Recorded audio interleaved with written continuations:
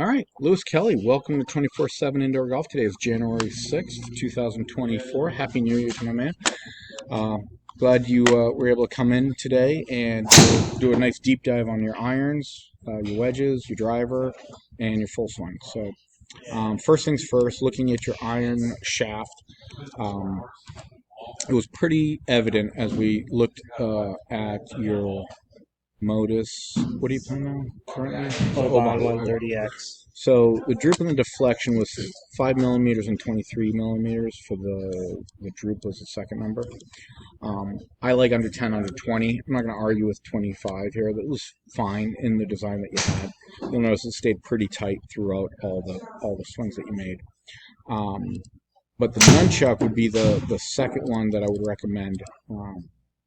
It was 4 and 25, so it's just slightly better, pretty comparable as you kept hitting this kind of averaged out. Even though some of these swings were 50 mile per hour swings, which we could take those out of the average, but we'll leave them in for now.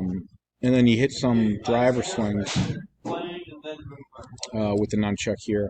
And those were under 30 and under 35 and under 45 is where they should be, and this was great at 120 miles per hour. So, no issues with those. Also, we can't discount the fact that this is where the nunchucks were being hit, so they were the tightest dispersion, whereas your gamer was a little bit toe bias in all your shots as a result.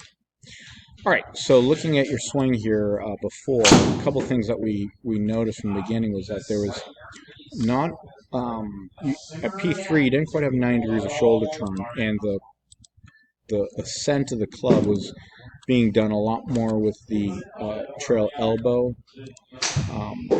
And you can see here the hand path as it goes from P1 to P2, the club head's outside the hands. P2 to P3, the trace of this arc is still inward, but gets to about P3 and it starts now going to the target line. So if that butt end of the club is traveling to the target line, there's a little bit of an internal rotation, a little bit of ascension by elbow flexion and shoulder flexion. So you can see at P4 here, the butt end of the club is above the plane of the shoulders. I'd like to see that left arm a little lower, which would have been prior to more horizontal abduction and retraction of the trail shoulder.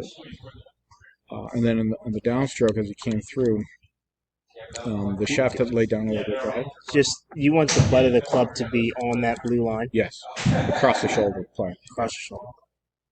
Which it is here, but then the shaft's off plane, so we've got to now reconcile that. So as you came down to 6, what you end up doing is tilting back too much. The head was going down, too much side bend to lower the butt end of the club. And then the head, now you have excessive side bend for the amount of turn you have. The hands exit higher into the body than the shaft does. The shaft's coming out much lower. So what we asked you to do, and didn't take too many swings, was to retract the trail shoulder as much as possible. And from the face on, what that did was turn more degrees. From down the line, the left arm's across the chest now, much lower. The hand path is still rising a little bit, so you need a little bit more external retraction on that one. However, from this position, as you're hitting down, you're more in on the black on the downswing at P5. Or lower P5, and as you're moving into 6, the hand path is more in. The head isn't tilted back as much. As you come through, the right shoulder now gets to the NO point. We've taken out some of the excessive side tilt, and the exit of the hand path is now matching up a little bit better.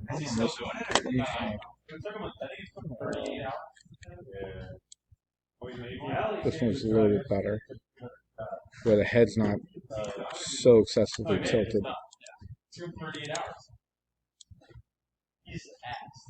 All right, the hand's a little bit better on the exit there. There's quite a few good ones you did here. Here's a good one. The flying wedge is intact more. So the club head is outside the hands, or even in line with the hands, whereas much more in at P8 there. You see the handle's more in, the club's more out. more flying wedge, and then as you keep going, the exit's lower. The head is on the side tilted to the ground. Here's the bone wire frame. You can see the neck is not as tilted down. Left shoulder's lower. Exit's lower. So you get more. So this wrapped up pretty simply by just saying trail shoulder retraction 1 to 4, lead shoulder extension 4 to 10, really, getting that lower and lower and lower. And it was a nice job. You started hitting some nice drives here as the hands are exiting more around you. The button in the club's a little bit more in. Club head's not passing as much. And then we hit some nunchuck drivers, and that was fun as well. We talked a little bit about the wedges and the faces. But basically, it's getting the trail shoulder to retract a little bit more. And we got a couple here.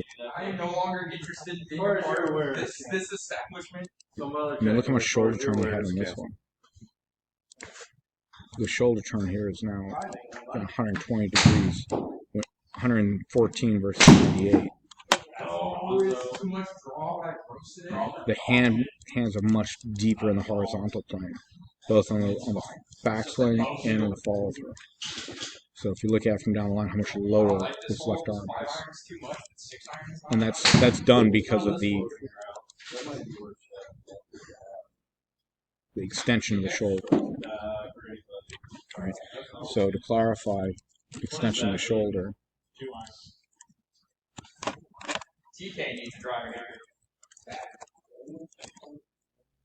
Right, so this is my favorite picture of shoulder extension flexion.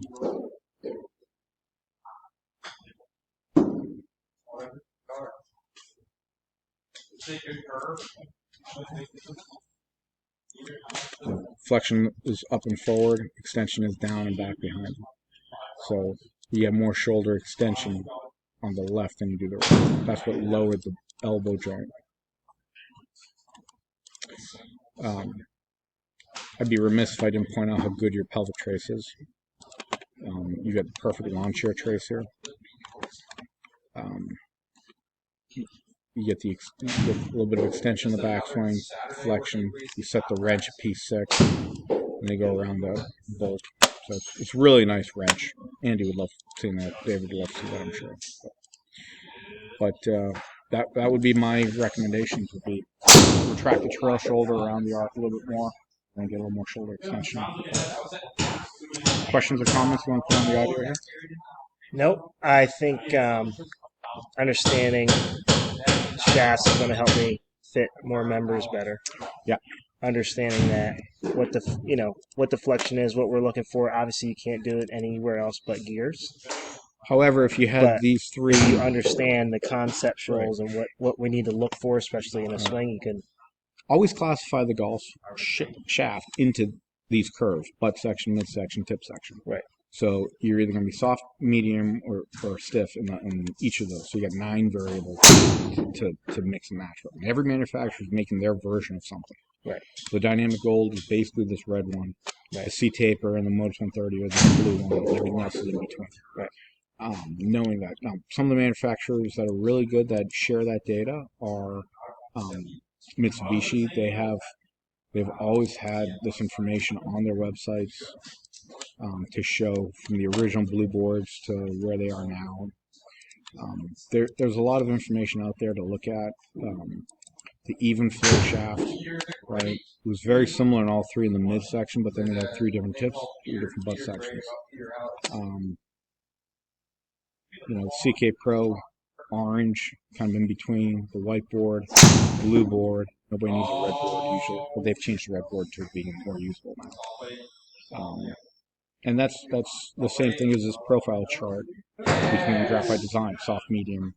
They've got the 5-step process, but it's still a curve if you go.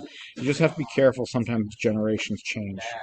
Even though this is original whiteboard, 2nd generation Ehime, 3rd generation Yamaha, these are all whites, and Just because you like the white of one year doesn't mean you're gonna like it the next year. It could flip flop on you. Here are the 3D C taper shafts, Tour C taper, Tour V. You tried the C taper and the Tour V, and they were not pleasant for you. So they weren't as stable for it. But that's fine. They don't need to be. So, appreciate you coming in, my man. Beautiful.